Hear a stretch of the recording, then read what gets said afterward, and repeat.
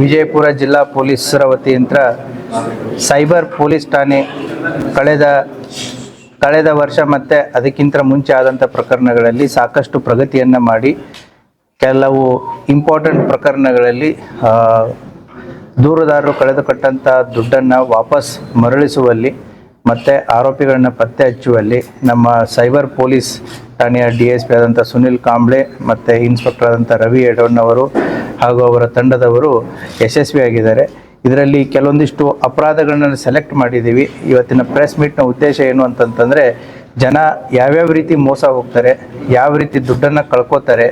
So ಇನ್ವೆಸ್ಟಿಗೇಷನ್ದಲ್ಲಿನೂ ಕೂಡ ಪೊಲೀಸರು ಮಾಡಿದಂಥ ಪ್ರಗತಿ, ಇದರಿಂದ ಜನರಿಗೆ ಒಂದು ಸೈಬರ್ ಅಪರಾಧಗಳ ಬಗ್ಗೆ ಒಂದು ಅವೇರ್ನೆಸ್ಸು ಆಗಲಿ ಮತ್ತು ಈ ರೀತಿಯಾದಂಥ ಮೋಸಗಳಿಗೆ ಅವರು ಬಲಿ ಆಗಬಾರ್ದು ಅನ್ನುವಂಥದ್ದು ಒಂದು ಉದ್ದೇಶದಿಂದ ಇವತ್ತು ನಾವು ಈ ಪ್ರೆಸ್ ಮೀಟನ್ನು ಮಾಡ್ತಾ ಇದ್ದೀವಿ. ಮೊದಲನೇ ಪ್ರಕರಣ 34/2024 ಕ್ರೈಮ್ ನಂಬರು. ಅದರಲ್ಲಿ ವಿಜಯಪುರ ನಗರದ ವ್ಯಾಪಾರಿ ಒಬ್ಬರು ಆಪ್ಟಾ ಟ್ರೇಡಿಂಗ್ ಆ್ಯಪ್ ಅಂತಂತ ಹೇಳಿ ಟ್ರೇಡಿಂಗ್ ಅಪ್ಲಿಕೇಶನ್ನು, ಈಗ ಆನ್ಲೈನ್ ಟ್ರೇಡಿಂಗ್ ಅಪ್ಲಿಕೇಶನ್ಸು ಅಂತಂತೇಳಿ ಸಾಕಷ್ಟು ಲಿಂಕ್ಸ್ಗಳು ಬರ್ತಾ ಇರ್ತವೆ. ಫೇಸ್ಬುಕ್ಕು, ಟ್ವಿಟರು, ಎಕ್ಸು ಮತ್ತು ಅದೇ ರೀತಿ ಸೋಷಿಯಲ್ ಮೀಡಿಯಾಗಳಲ್ಲಿ ನಿಮ್ಮ ಮೊಬೈಲ್ಗಳಿಗೂ ಕೂಡ ಸಾಕಷ್ಟು ಲಿಂಕ್ಗಳು ಬರ್ತಾ ಇರ್ತವೆ. ಜನ ಏನು ಮಾಡ್ತಾರೆ, ಎಲ್ಲವೂ ಕೂಡ ಇನ್ವೆಸ್ಟ್ಮೆಂಟ್ ಆಪ್ಷನ್ನು ಅನ್ನೋ ರೀತಿಯಲ್ಲಿ ಅದನ್ನು ಕ್ಲಿಕ್ ಮಾಡಿಬಿಟ್ಟು ಅದರಲ್ಲಿ ದುಡ್ಡನ್ನು ಇನ್ವೆಸ್ಟ್ಮೆಂಟ್ ಮಾಡೋಕ್ಕೆ ಹೋಗ್ತಾರೆ. ಅವರು ಸಾಕಷ್ಟು ರೀತಿಯಲ್ಲಿ ಹೆಚ್ಚಿನ ಲಾಭಾಂಶದ ಆಸೆಯನ್ನು ಕೊಡ್ತಾರೆ. ಈ ಪ್ರಕರಣದಲ್ಲಿ 4% ನಾವು ಪ್ರಾಫಿಟನ್ನು ಕೊಡ್ತೀವಿ. ಈ ದುಡ್ಡನ್ನು ನಾವು ಇಂಟರ್ನ್ಯಾಷನಲ್ ಮಾರ್ಕೆಟ್ದಲ್ಲಿ ಇನ್ವೆಸ್ಟ್ಮೆಂಟ್ ಮಾಡ್ತೀವಿ. So dollar, oil, currency, so crypto ಕರೆನ್ಸಿಗಳಲ್ಲಿ ನಾವು ಇನ್ವೆಸ್ಟ್ಮೆಂಟ್ ಮಾಡಿದ್ರೆ ಹೆಚ್ಚಿನ ಲಾಭಾಂಶ ಬರುತ್ತೆ ಅಂತಂತೇಳಿ ನಂಬಿಸಿ ಈ ವ್ಯಕ್ತಿ ಸುಮಾರು 2,04,71,500 ರೂಪಾಯಿಯನ್ನು ಕಳ್ಕೊಂಡಿದ್ರು. ಸೊ ಹಂತವಾಗಿ ಕಳ್ಕೊಂಡಿದ್ರು. ಅದರಲ್ಲಿ ಈಗಾಗಲೇ ನಾವು ತನಿಖೆ ಮೊದಲನೇ ಭಾಗದಲ್ಲಿ 70 ಲಕ್ಷ ಅದನ್ನು ರಿಕವರಿ ಮಾಡಿ ಕೊಟ್ಟಿದ್ದೀವಿ. ಈಗ ಎರಡನೇ ಭಾಗದಲ್ಲಿ ಅವರಿಗೆ ಸುಮಾರು 65,64,000 ಮತ್ತೆ ರಿಕವರಿ ಮಾಡಿ ಅವ್ರಿಗೆ ಮರಳಿಸ್ತಾ ಇದ್ದೀವಿ. ಸೊ ಈ ಪ್ರಕರಣದಲ್ಲಿ ಒಟ್ಟು 1,35,64,000 ರೂಪಾಯಿಗಳನ್ನು ನಮ್ಮ ಸೈಬರ್ ಪೊಲೀಸ್ನವರು ರಿಕವರಿ ಮಾಡಿದ್ದಾರೆ. ಅದೇ ರೀತಿ ಕೂಡ ಜಲನಗರ ಪೊಲೀಸ್ ಠಾಣೆಯಲ್ಲಿ ಕ್ರೈಮ್ ನಂಬರ್ 85/2024, ಇದು ಒಂದು ಯಾವ ರೀತಿ ನಮ್ಮ ವ್ಯವಸ್ಥೆಯಲ್ಲಿ ಮಿಸ್ಅಪ್ರಾಪ್ರಿಯೇಷನ್ ಆಗುತ್ತೆ ಅಂತಂತ ಹೇಳಿ ಈ ಪ್ರಕರಣ ಇಂಪಾರ್ಟೆಂಟ್ ಇದೆ. ಇದರಲ್ಲಿ ಏನಾಗಿತ್ತು ಅಂತಂದರೆ, ಅಂಬೇಡ್ಕರ್ ಅಭಿವೃದ್ಧಿ ನಿಗಮದಿಂದ ಈ SC/ST ಜನರಿಗೆ ಈ ಲ್ಯಾಂಡನ್ನು ಖರೀದಿ ಮಾಡೋದಕ್ಕೆ ಸರ್ಕಾರದ ಒಂದು ಯೋಜನೆ ಇತ್ತು. ಅದರಲ್ಲಿ ಒಟ್ಟು 6 ಜನ ಆರೋಪಿತರು ಸೇರಿ ಕೊಟ್ಟಿ ದಾಖಲಾತಿಗಳನ್ನು ರೆಡಿ ಮಾಡ್ತಾರೆ. ಅದನ್ನು ಕೊಟ್ಟಿ ದಾಖಲಾತಿ ಪತ್ರಗಳನ್ನು ಫಲಾನುಭವಿಗಳನ್ನು ಕೂಡ ರಿಯಲ್ ಫಲಾನುಭವಿಗಳು, ಅವರು ಬೇರೆದ್ರಲ್ಲಿರುವಂಥ ಫಲಾನುಭವಿಗಳು, ಒಟ್ಟು 11 ಜನ. ಆ 11 ಜನದ ಫಲಾನುಭವಿಗಳ ಎಲ್ಲ ಫೋಟೋಸ್ಗಳನ್ನು ಫೇಕ್ ಇವರು ಕ್ರಿಯೇಟ್ ಮಾಡಿರ್ತಾರೆ. ಅದಕ್ಕೆ ಬೇಕಾದಂಥ ಫೋಟೋಸ್ಗಳನ್ನು, ಡಾಕ್ಯುಮೆಂಟ್ಸ್ಗಳನ್ನ ಇದಕ್ಕೆ ಅಟ್ಯಾಚ್ ಮಾಡಿರ್ತಾರೆ. ಸೊ ಈ ರೀತಿ ಅಟ್ಯಾಚ್ ಮಾಡಿ ಸುಮಾರು 11 ಎಕರೆಯಷ್ಟು ಲ್ಯಾಂಡನ್ನು ಖರೀದಿ ಮಾಡಲು ಎಷ್ಟು ಅಂತಂತಂದರೆ ಒಟ್ಟು ಸರ್ಕಾರಕ್ಕೆ 75,90,000 ಮೋಸ ಮಾಡಿರ್ತಾರೆ. ಸೊ ಇದರಲ್ಲಿರುವಂತಹ ಆರೋಪಿಗಳಂತ ಈಗ ತನಿಖೆ ಮಾಡಿ ಒಟ್ಟು 27,55,183 ರೂಪಾಯಿನ ಅವರಿಂದ ರಿಕವರಿ ಮಾಡಿದೆ. ಉಳಿದಿದ್ದನ್ನು ಅವರ ಹತ್ರ ಈಗ ಸದ್ಯಕ್ಕೆ ಇಲ್ಲದೇ ಇರೋದ್ರಿಂದ ಅವ್ರ ಮೇಲೆ ನಾವು ಚಾರ್ಜ್ ಶೀಟ್ ಮಾಡಿ ಪ್ರಕರಣವನ್ನು ಕೋರ್ಟಿಗೆ ದಾಖಲು ಮಾಡಲಾಗಿದೆ. ಆ ಹಿನ್ನೆಲೆಯಲ್ಲಿ ಇದರಲ್ಲಿ ಕರ್ತವ್ಯ ಲೋಪ ಎಸೆದಂಥ ಶ್ರೀಮತಿ ರೇಣುಕಾ ಸಾರ್ತಲೆ ಆಗಿರ್ಬೋದು, ತಾಲೂಕು ಅಭಿವೃದ್ಧಿ ಅಧಿಕಾರಿ, ಜಿಲ್ಲಾ ವ್ಯವಸ್ಥಾಪಕರಾದಂಥ ಶ್ರೀಮತಿ ರೇಣುಕಾ ಸಾತರ್ಲೆ, ತಾಲೂಕು ಅಭಿವೃದ್ಧಿ ಅಧಿಕಾರಿಗಳಾದಂಥ ಶ್ರೀ SS ಮನಿಗಿರಿ ಮತ್ತು ಮುದೋಳಿ MT ಅನ್ನೋರು ಕರ್ತವ್ಯ ಲೋಪ ಮಾಡಿ ಸರ್ಕಾರಕ್ಕೆ ಸುಮಾರು 75,90,000 ನುಕ್ಸಾನ್ ಮಾಡಿದ್ರು. ಆ ಹಿನ್ನೆಲೆಯಲ್ಲಿ ಪ್ರಕರಣ ದಾಖಲಾಗಿತ್ತು. 3 ಹಂತಗಳಲ್ಲಿ ಇವರು ದುಡ್ಡನ್ನು ವಿಡ್ರಾ ಮಾಡಿರ್ತಾರೆ. 37,90,000 ಒಂದು ಹಂತ, 3,79,500 ಒಂದು ಹಂತ, ಮೂರನೇ ಹಂತದಲ್ಲಿ 34,15,500 ರೂಪಾಯಿ. ಈ ರೀತಿ ಕೊಟ್ಟಿ ಫಲಾನುಭವಿಗಳಿಗೆ ಈ ದುಡ್ಡನ್ನು ಟ್ರಾನ್ಸ್ಫರ್ ಮಾಡಿ ಆಮೇಲೆ ಅದನ್ನು ವಿಡ್ರಾ ಮಾಡಿ ಸರ್ಕಾರಕ್ಕೆ ಈ ರೀತಿಯಾದ ಒಂದು ಮೋಸವನ್ನು ಮಾಡಿರ್ತಾರೆ.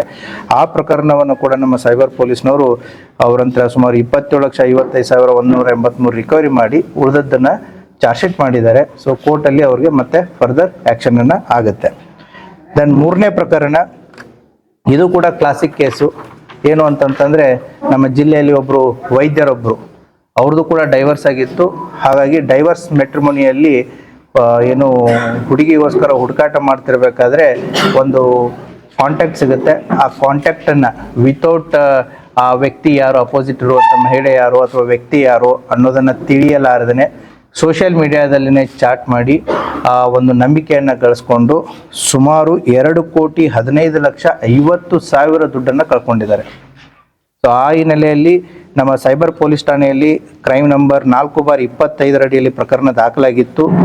ಆ ಹಿನ್ನೆಲೆಯಲ್ಲಿ ಈಗಾಗಲೇ 25,11,000 ರಿಕವರಿ ಆಗಿದೆ ಮೊದಲನೇ ಹಂತದಲ್ಲಿ. ಇನ್ನೂ ಕೂಡ ಇದರಲ್ಲಿ ಪ್ರಕರಣ ತನಿಖೆಯಲ್ಲಿದೆ. ಮುಂದೆ ಬರುವಂಥ ದಿನಗಳಲ್ಲಿ ಇನ್ನೂ ಹೆಚ್ಚಿನ ಅಮೌಂಟ್ ಇದರಲ್ಲಿ ರಿಕವರಿ ಆಗುತ್ತೆ. ನಾವು ಯಾಕೆ ಈ ಕೇಸನ್ನು ತೊಗೊಂಡಿದ್ದೀವಿ ಅಂದರೆ ಯಾವ ರೀತಿ ಜನ ಮೋಸ ಹೋಗ್ತಾ ಇದ್ದಾರೆ ಅನ್ನೋದನ್ನು ಜನರಿಗೆ ಗಮನಕ್ಕೆ ತರೋಣ ಅಂತಂತ ಹೇಳಿ. ಅದೇ ರೀತಿ 4ನೇ ಪ್ರಕರಣ ನಮ್ಮ ಜಿಲ್ಲೆಯಲ್ಲಿ ಆಗಿರೋದು ಸೈಬರ್ ಪೊಲೀಸ್ ಠಾಣೆ ಪ್ರಕರಣ ಸಂಖ್ಯೆ 17/25. ಇದರಲ್ಲಿ ವಿಜಯಪುರ ಜಿಲ್ಲೆಯ ವ್ಯಾಪಾರಿಯೊಬ್ಬರು ಏನು ಅಂತಂತಂದರೆ, ಇವರು ಮೊನ್ನೆ ನಡೆದಂಥ ಕುಂಭಮೇಳಕ್ಕೆ ಹೋಗಬೇಕು ಅಂತಂತ ಹೇಳಿ ಪ್ರಯಾಗ್ರಾಜ್ದಿಂದ ಕುಂಭಮೇಳಕ್ಕೆ ಹೆಲಿಕಾಪ್ಟರ್ ರೇಡು ಬುಕ್ ಮಾಡಿರ್ತಾರೆ.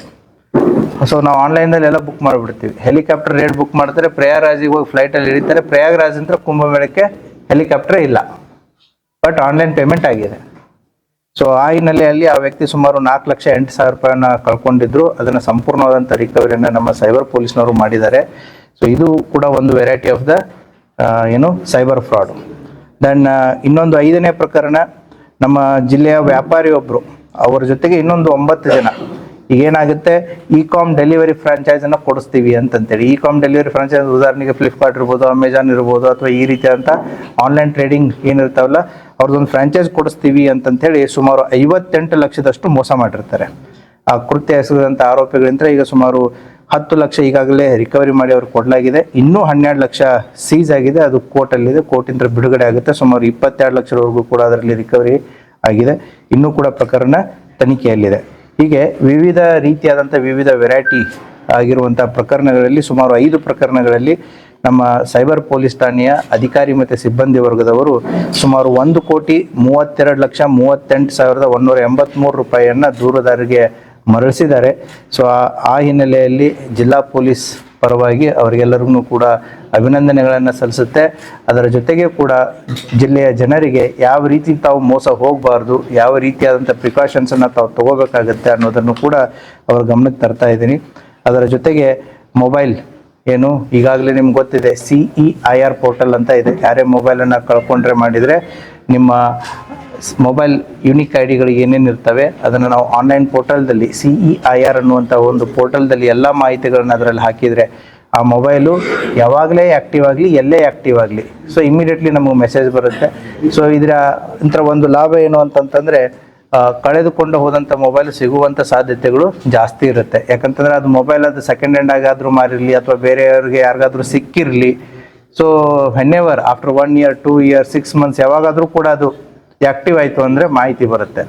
ತೊಗೊಂಡವ್ನು ಕಳ್ಳನೇ ಇರಬೇಕಂತಿರಲ್ಲ, ತೊಗೊಂಡೋಗಿ ಬೇರೆಯವ್ರಿಗೆ ಸೆಕೆಂಡ್ ಪಾರ್ಟಿಗೆ ಮಾರಿರ್ತಾರೆ, ಥರ್ಡ್ ಪಾರ್ಟಿಗೆ ಮಾರಿರ್ತಾರೆ, ಫೋರ್ತ್ ಪಾರ್ಟಿಗೆ ಮಾರಿರ್ತಾರೆ. ಅವ್ರು ಇನ್ನೋಸೆಂಟ್ ಇರ್ತಾರೆ.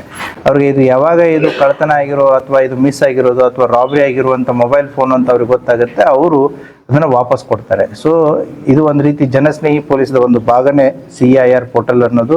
ಸೊ ಆ ಹಿನ್ನೆಲೆಯಲ್ಲಿ ಸೈಬರ್ ಪೊಲೀಸ್ ಠಾಣೆಯಲ್ಲಿ ಸುಮಾರು 10 ಮೊಬೈಲ್ಗಳನ್ನು ರಿಕವರಿ ಮಾಡಿ ಅವರ ವಾರಸುದಾರರಿಗೂ ಕೂಡ ಕೊಡುತ್ತಾ ಇದ್ದಾರೆ. ಹೀಗಾಗಿ ಒಟ್ಟು 2,40,40,000 ರೂಪಾಯಿ ಮೊಬೈಲ್ ಆಗಿರ್ಬೋದು, ಮತ್ತು ಈ 5 ಪ್ರಕರಣಗಳಲ್ಲಿ ವಸೂಲಿ ಮಾಡಿದಂಥ ಸುಮಾರು 1,32,38,183 ರೂಪಾಯಿಯನ್ನು ಇವತ್ತು ನಾವು ಅವ್ರ ವಾರಸುದಾರಿಗೆ ವಾಪಸ್ ಮರಳಿಸ್ತಾ ಇದ್ದೀವಿ. ಆ ಹಿನ್ನೆಲೆಯಲ್ಲಿ ಈ ಪ್ರೆಸ್ ಮೀಟನ್ನು ಕರೆದಿತ್ತು. ಸೊ ಬಂದಂಥ ತಮಗೆಲ್ಲರಿಗೂ ಧನ್ಯವಾದಗಳು. ಇನ್ನಷ್ಟು ಸುದ್ದಿಗಾಗಿ ನಮ್ಮ News 11 ಕರ್ನಾಟಕ ಚಾನೆಲ್ಗೆ ಲೈಕ್ ಮಾಡಿ, ಶೇರ್ ಮಾಡಿ, ಸಬ್ಸ್ಕ್ರೈಬ್ ಮಾಡಿ.